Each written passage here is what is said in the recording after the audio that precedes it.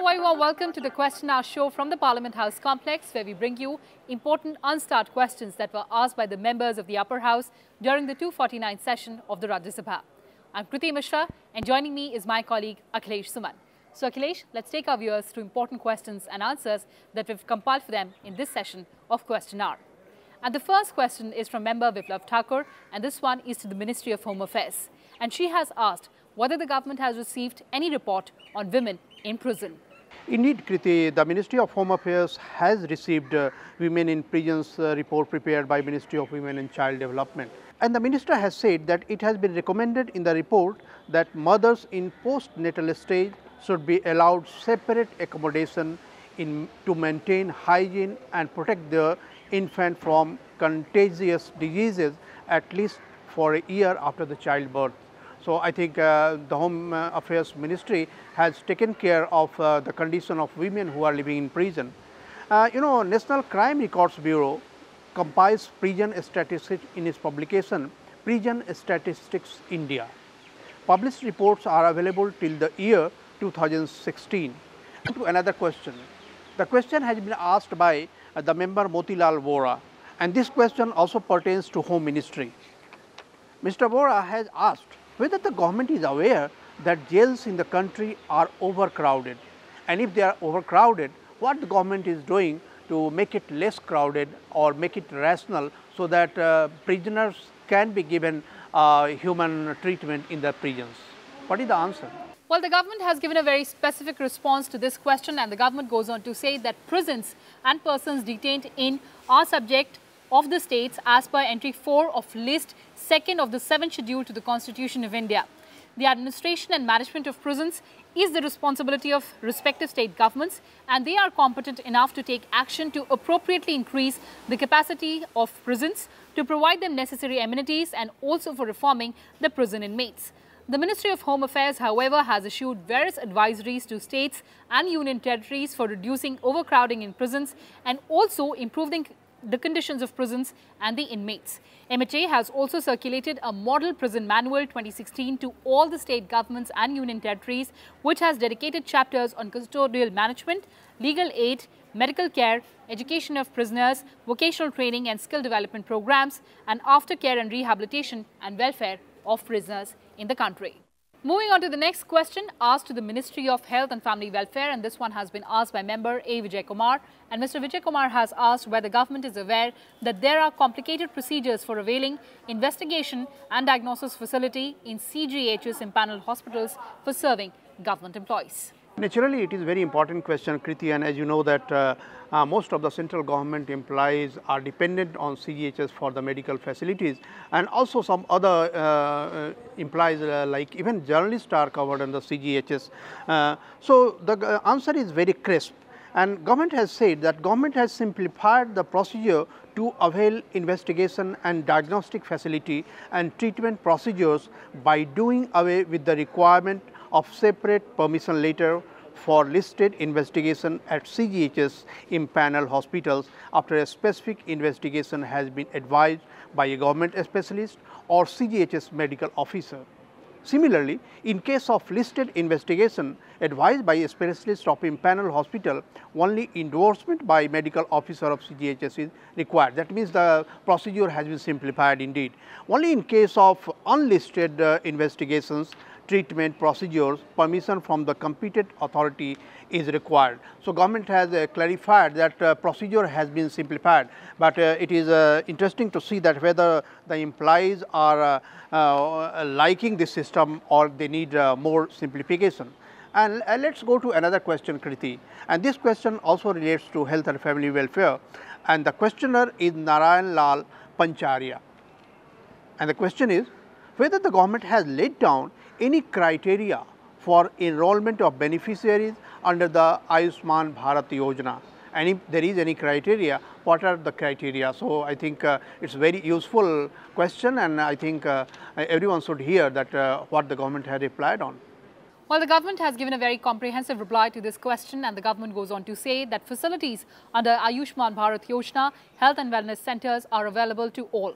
Ayushman Bharat Pradhan Mantri Jan Arogya Yojana is an entitlement-based scheme and there is no enrollment of beneficiary under this particular scheme. Under the scheme, the deprived families in rural areas and families of workers of identified occupational categories in urban areas as per socio-economic caste census 2011 data are covered. All such beneficiary families under Rashtriya Swasthya Bima Yojana that do not figure in the targeted groups such as SECC data are also covered under Ayushman Bharat scheme. The government further says that Ayushman Bharat comprehensive primary health care is being provided, which provides promotive, preventive, curative, palliative and rehabilitative services. This scheme is also envisioned to provide an expanded range of services to include care for non-communicable diseases, palliative and rehabilitative care, oral, eye and ENT care, mental health and first-level care for emergencies and trauma, as well as health promotion and wellness activities like yoga, apart from services already being covered for maternal and child health, including immunization and communicable diseases. To provide comprehensive health coverage to the beneficiaries, free essential drugs and diagnostic services are also being provided through these health centers. Under this particular scheme, 1,394 benefit packages have been put in place for usage of hospitals empaneled under the scheme for providing the treatment to the beneficiaries. Well, the next question has been asked by member Shanta Chetri, and this one is to the Ministry of Commerce and Industry.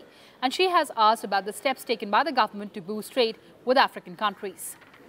And India has taken various steps to boost trade with African countries. The trade between India and African countries is reviewed regularly, including through institutional mechanisms such as joint commission meetings, joint trade committee meetings. And in order to give further impetus to India-Africa trade, the 4th India-Africa Trade Ministers meeting was held in New Delhi on 23rd October 2015.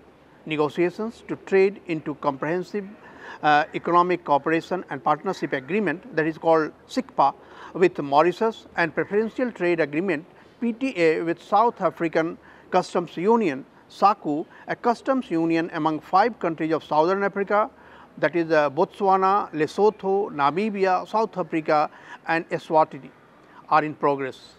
Department of Commerce also provides financial support to business federations and business chambers and export promotion councils of these respective countries under its Market Access Initiative, a scheme to participate in international trade exhibitions, buyer-sellers meet, etc., with a view to diversify and boost exports to partner countries, including African regions.